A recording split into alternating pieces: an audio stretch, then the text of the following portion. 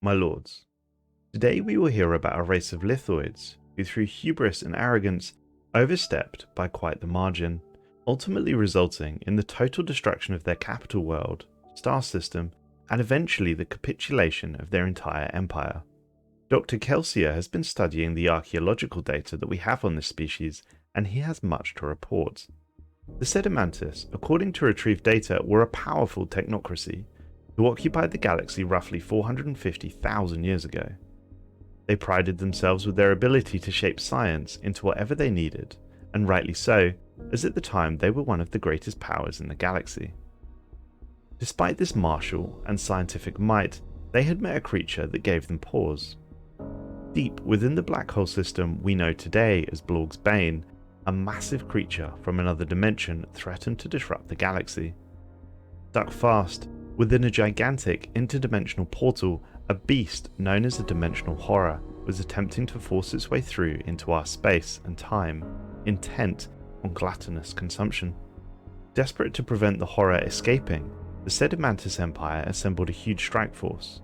Approximately 200 ships ranging from corvettes to battleships and a flagship Titan. The Armada set course for the Blorg's Bane system. Upon entering the system, the Sedimantis fleet was immediately set upon by the horror, its weapons psionic in nature, incorporeal claws appearing and disappearing before we could target them, and slicing our craft in two nevertheless. As the fleet closed, the monster spat a colossal purple beam of energy, penetrating shields, boiling armor, and shredding hull plating.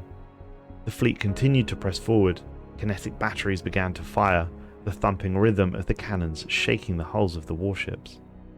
As the ships closed range, plasma cannons lit up and sparked into life, thick globules of green plasma streaking towards the horror. The 10-meter thick tungsten shells from the kinetic batteries finally slammed into the beast, its psionic shields flickering and eventually breaking under the assault. Shortly after, the plasma reached the horror. In perfect synergy, it impacted onto the beast. Within seconds, its flesh was bubbling and boiling, liquefying in the void of space. The horror let out a psionic scream. Lithoids across the various ships through the fleet began to shake uncontrollably, the psionic powers of the beast tearing through their psyche. Fortunately for the Sedimantis, their battleships were equipped with sapient combat computers, who did not stutter. The fleet's flagship Titan unleashed its Peridition beam at point-blank range, cleaving the monster in two, ending the psionic assault. The Lithoids rejoiced. They had defeated the creature and come out with mostly minor casualties. The Sedimantis Armada began to return back into their space, and an empire-wide communique went out shortly afterwards. The malignant entity that attempted to breach our universe has been annihilated. Only time will tell if more of its kind attempt to breach our defenses. We are detecting some kind of anomalous residual energy that must have been left behind by the dimensional rifts the creature opened. I call with great haste for a science vessel to come and study this energy. Perhaps it will lead to further breakthroughs in dark matter technology. The science team aboard the ship Granite spent several days systematically and carefully collecting the parts of the horror that remained in our system, the storage and transportation back to the Sedimantis homeworld, Ruck. The remains that they collected were designated the horrific inverse mass. Shortly after collection and storage was completed, and the journey back to Ruck began, the scientists aboard the Granite quickly began to report strange activity and great apprehension regarding their cargo. According to the Granite's crew, windows into worlds of pure pain and whispers of destruction have been appearing throughout their vessel. It's believed that the horrific inverse mass is to blame, and we might rightfully worry what would happen if we were to bring the ship's cargo back to Ruck. Despite the apprehension of some of the politicians who had been made aware of the problem, the real wielders of power in the Sedimantis society were the scientists. We were a technocracy after all. And as such, the apprehension was put aside, and the remains of the horror was brought back to Ruck with great haste. It was deemed prudent that a parade should be held, celebrating our people's victory over the beast from the void. The weather on Ruck was unnaturally marvellous that day, as it should have been, considering the atmospheric control system was put on overdrive. Every city on the planet was filled to capacity, and there were still tourist ships orbiting the planet just to be a part of this great day. The grand parade travelled through each settlement in turn and was greeted by thousands of cheering Sedimantus citizens. Every city capable of requisitioning a holo display in the Empire was also overflowing with spectators for the grand hologram rebroadcasts. As the centerpiece of the parade, the horrific inverse mass reached Rook's capital city. People were already talking about marking today as a yearly dimensional horror-inspired holiday. The megacorps had already begun rolling out television shows, movies, games, and even toys of the beast. Before the granite had even returned home, there was a children's cuddly toy out, depicting the dimensional horror. If only we understood our hubris. The partial remains of the horror was then placed in a specialized display in the center of the capital city, alongside other great symbols of our people, such as the first asteroid colony ship and various flags of conquered worlds.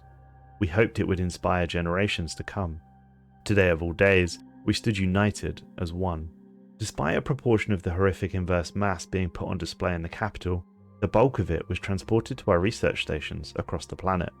Study and research began earnestly, and study of the energy anomalies produced by the mass quickly yielded results. The energies involved in the creation of these portals are seemingly unlike any we have ever encountered, and our understanding of physics is accelerating dramatically. A number of months have gone by, and the news is slowly breaking. What was only rumours has now been confirmed. The horrific inverse mass on Ruck has been tearing holes in our very reality, opening rifts, opening dimensional portals into other worlds. The phenomenon has breached the containment procedures and now seems to be expanding across the planet. Any contact with the other dimension, even inadvertently or through the lens of an observational device, causes intense stress on the observing citizen. Science teams across the planet are worried that this will spread further, but others promise with just a little bit more time, they believe they can unlock the secrets of the other dimension. It appears, my lords, the Sedimantus scientists made the decision that the potential discoveries would be worth the risks, and as such, they continued their research. The reports continue. Perhaps our hubris was too great. Ruck is being ripped apart from the inside as the horrific inverse mass remains sequestered upon it. While the breakthroughs we have had in all fields of science have been revolutionary, it is the strain on our homeworld that has been immense. A few scientists believe that they can stabilize the situation and control the energy pulsating from the mass, but many believe the point of no return is fast approaching. The records suggest that a meeting of the highest science directors across the planet occurred. They voted that they had come too far to see their experiment end now, and would strive to be able to control the immense energy that was being produced. The report continues. The sky is gone. It is not covered by clouds. It has been replaced by pure void, pure darkness.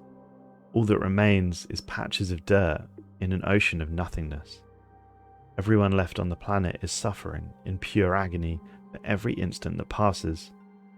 We have brought as much time as we could for the transport ships. Our scientists have failed. We have failed. Our people will pay dearly for our arrogance. A distorted and disturbed voice echoed from the world beyond. It said simply, "Yes, return to me." We have, my lords, one final log regarding the Sedimantus people. It appears that their homeworld Ruck was ripped apart by a colossal dimensional portal, from which another dimensional horror came through. The resulting sonic shockwave tore through the remaining Sedimantus people. It appears that the dimensional horror had developed a taste for them. All records of the Sedimantus Empire end here. Astrophysics data shows that their homeworld's location is now nothing more than a black hole. The real question is what happened to the dimensional horror. Did it escape?